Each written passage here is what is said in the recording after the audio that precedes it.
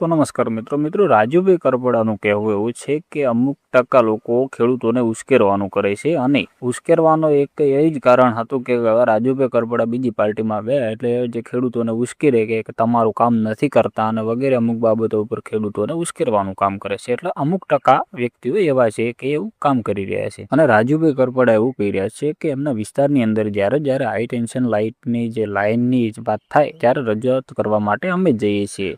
જ્યારે ખેડૂતોને જરૂર હોય ત્યારે અમે હાજર હોઈએ છીએ. પણ સોશિયલ મીડિયામાં હાલ જે વાતચીત ચાલી રહી છે તેમાં અમુક ટકા મને એવું લાગી રહ્યું છે કે અમારા વિસ્તારના ખેડૂતો ના હોઈ શકે, જે ખેડૂતોના અમુક ટકા બીજા લોકો છે એ ઉશ્કેરવાનું કામ કરી રહ્યા છે. મિત્રો તમારું શું કહેવું છે કે રાજુભાઈ કરપડા જ્યારે આપણે આમ આદમી પાર્ટીમાં હતા ત્યારે રાજુભાઈ કરપડા અલગ હતા અને અત્યારે જ્યારે ભાજપમાં જોઈન થઈ ગયા છે ત્યારે એ વ્યક્તિ જે વાતચીત કરે છે તેના ઉપરથી આપણને ખબર પડે છે કે ભાજપમાં ગયા પછી એમનું વર્તન પણ બદલાઈ ગયું છે. કેમ કે પહેલા જ્યારે આમ આદમી પાર્ટીમાં હતા ત્યારે ખેડૂતો માટે એ હર હંમેશા ઊભા રહેતા હતા અને અત્યારે જે રાજુભાઈ કરપડા જ ક્યાં ગયા એ જ લોકોને ખબર પડતી નથી. અત્યારે એના એ જ ખેડૂતો છે અને એનાથી બમણી એમની પરિસ્થિતિ જે કે અમુક કારણો જે છે સરકાર સામે તેમની લડત એની એ જ છે ખેડૂતોની, એના કરતાં પણ બમણી છે. એમ છતાં રાજુભાઈ કરપડા જ્યારે આમ આદમી પાર્ટીમાંથી ભાજપમાં જતા રહ્યા ત્યારે તેમનું આખું વર્તન જ બદલાઈ ગયું છે. પહેલા એ ખેડૂતો સાથે ઊભા રહેતા હતા અને અત્યારે રાજુભાઈ કરપડા જોવા જ નથી મળતા કે ખેડૂતોને સાથે ઊભા રહ્યા હોય કે કોઈ પણ આપણે એવો લગભગ અત્યાર સુધી વિડીયો પણ નથી જોયો કે રાજુભાઈ કરપડા ખેડૂતોના સમર્થનમાં પણ આવ્યા હોય. અને પહેલા જે ખેડૂતો માટે નાની વાતચીત હોતી તો પણ રાજુભાઈ કરપડા હાજર રહેતા હતા. તો આ વાત વિશે